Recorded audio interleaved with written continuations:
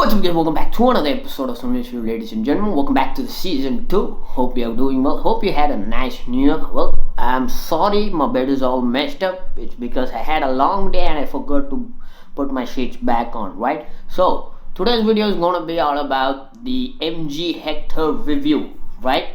You might have seen it from the title and the thumbnail of the video and guessed it, but if you're not, welcome back to the studio, welcome back to the channel. But at first, let's set this camera up in a place which is not disgusting. That's my studio, so let's go over there and I'll explain more.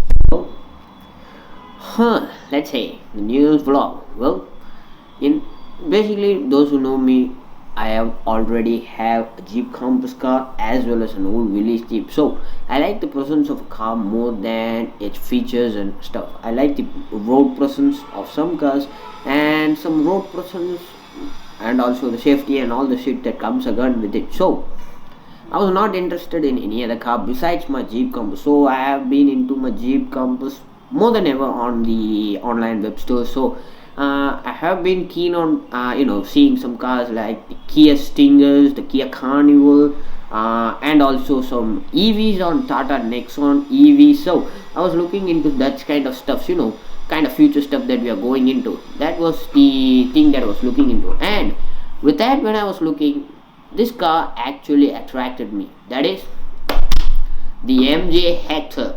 So well, I told my dad that I was attracted to the car, so we went to the showroom. But unfortunately, we went on the date 1 and I couldn't find a test drive vehicle, so I couldn't put more focus onto the power and the handling of it. But to the extreme that I saw on the showroom, I really liked it. So let me tell you the specs right now. So most of you might have known the specs already, but it's gonna be different. So let's get the specs tab open. And by the way, this is my specs tabs. Let's see. Okay, Mg Hector, my battery is running low. Yeah. So they have So they have two models. They have the petrol as well as the diesel variant. Both comes in automatic as well as a 6-speed manual transmission, which I prefer because I'm a pure petrol head and I like most of my stuff in manual gearbox. Whether it's in a high-end car, well, not a high-end car because anyway, not a high-end car, but on the base end of cars, I like everything to be in manuals because manuals are dying fast and should not be dead very soon, right? So that's why I like manual cars the most. So well, they had two cars on the display. One was black and other one was blue. So let me tell you the specs right now. So it was a 1.5 liter petrol engine and a 2.0 liter diesel engine. Both come with the same engine as my Jeep Compass comes, because the engine is engine platform and all the variants are shared among different cars. So if you take on Tata as well as MG, they share mostly same parts from my Jeep Compass. So it's the same 170 PS of power, just 5 PS short from my car. Mine's 175 PS. So 350 Newton meters of torque, same there, same here. So the petrol comes at 168 horsepower. I don't know why they reduced the horsepower. I don't know why. So it all comes with the same. But the thing that I attracted the most from my Jeep, other than all the stuff that you'll see right now, I'll put a comparison. No, I'll put a spec sheet right now so you can see it clearly right now. So that's one thing, right? So they have MG has all the cruise controls and the adaptive lighting, all-wheel drive, 4-wheel drive, whatever that you want to call it. But the thing that I was interested the most is the price point, right? So the first thing that came to me was how much is this price and how much the car a range of fuel gives you, because that's what most of us Indians think of. So first thing I did a comparison with my Jeep Compass. So with my Jeep Compass, this is personal preference that I tell you guys, don't mistake me, right? So with the amount of driver and driver compatibility, the Jeep Compass gives at about, let's say, 18 kilometers per liter, 17 to 18. So companies claim to 15-16 kilometers per liter, and mine's a 2-wheel drive, not a 4-wheel drive. 4-wheel drive mileage drops consistently to about 10 to 11, most of them get only 9 to 10. So that depends on the driver. But this MG Hector, it's an all-wheel drive. Sorry, this is a four-wheel drive system. If I'm not wrong, yeah, it's four-wheel drive system, all-time four-wheel drive system. So you cannot turn it off. But due to the big body of the car, I think they gave it the all-time four-wheel drive. So that's one thing I had to look out for. So this comes about peak horsepower at 1750 to 2500 rpm at 350 newton meters of torque. So that one thing, and mileage company claimed is about 17 or so. I don't think that's gonna be there because it's an all-time four-wheel drive, and you know how most of Indian roads are.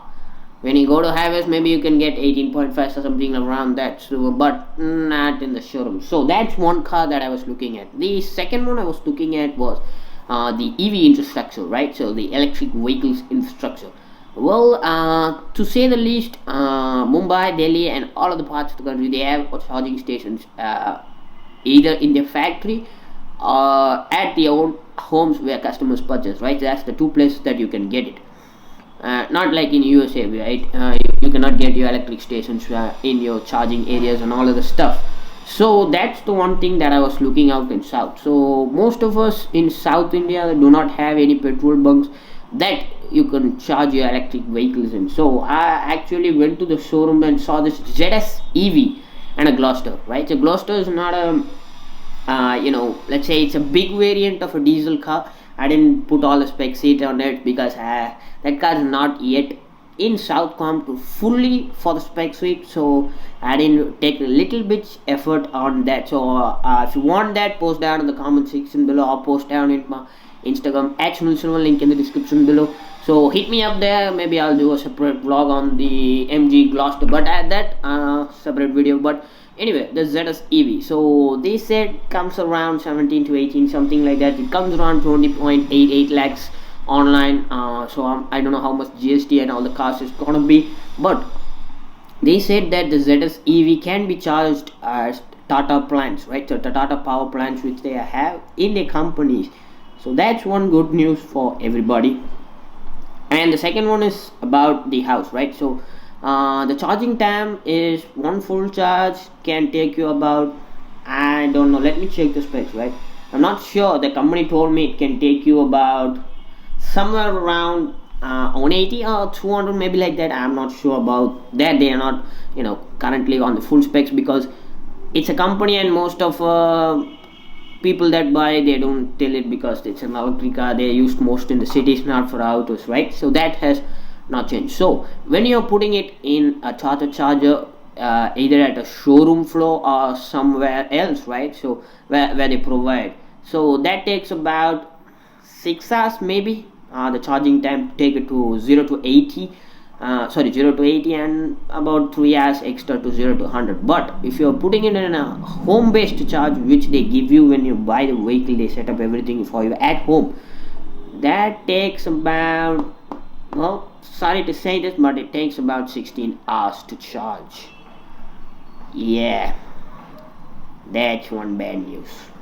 Okay, on to the good news. Well, I saw that, I left that, but anyway, back to the MG Hector, right? So this is about the MG Hector. Then MG Hector has about, I don't know, 5-6 models. It's variant, and the top 10, no, it has 4 variants, and the top variant is about 22.8 approximately in South, in my area right now. So that's one thing. And the basic variant is about 15 to 16 lakhs, around that price point. So you get all the panoramic sunroof, your automatic start buttons, you have your push start button, you have a keyless entry, you have a wireless start. I think you do not have a wireless charger built in, but I didn't test drive it, so I don't know how much the safety as well as the power transplant goes from all the 4 wheels. So test drive coming soon. Maybe I'll put an update vlog from this. So this is gonna be just a great montage of the MG Hector. Let me get it to you straight, guys. This is a personal opinion based on me. I like the MG Hector for what it is, but I don't know how it drives. I don't know how it performs on the real world track, right? So that's why I didn't put the test drive video in this. As I told you, it's newer, so they didn't offer me a test drive. So MG executive, if you're watching this, please hook me up with an Mg Hector so that I can vlog with it. But anyway, I liked it, my dad liked it. The price point is comparatively good than my Jeep Compass, because when I bought my Jeep Compass was about 32 to 33 lakhs on road. Mine's the top end variant, right? So it has 175 horsepower, all the Red Bull, it got the bull lights, white lamps on the front as well as the back, and all the stuff that comes along with it, right? So that's one good news. Price is good. I don't know about the fuel mileage, but anyway, that's the Mg Hector vlog for you guys. But on a personal side, if you do not have any SUV, if you're trying to buy an SUV, then you're going from a sedan to an SUV, on my personal opinion, I highly suggest you can take the Mg Hector, but don't take a word of me, right? So just test drive it, feel what you like. If you like it, go for it. But on my personal opinion, I didn't test drive it still, but on paper it looked good, but on real note, I don't know. But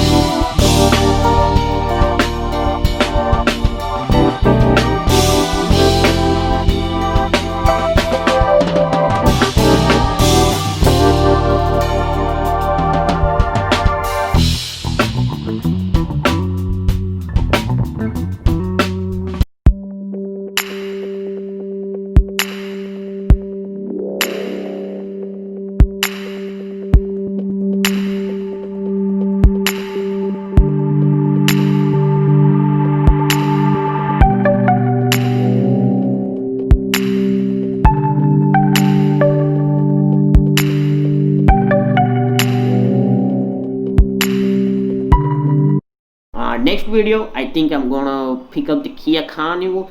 Many of you said that the Kia Carnival has a lot of features in it, so I also booked that. And today I missed a track day, and I was vlogging for you and I was editing for you guys. So anyway, that vlog is going to come soon. Tell me if you need me to vlog on the EV cars of the future. That's it. That's all for today's vlog, guys. I'll see you tomorrow. With that said, bro fist, peace.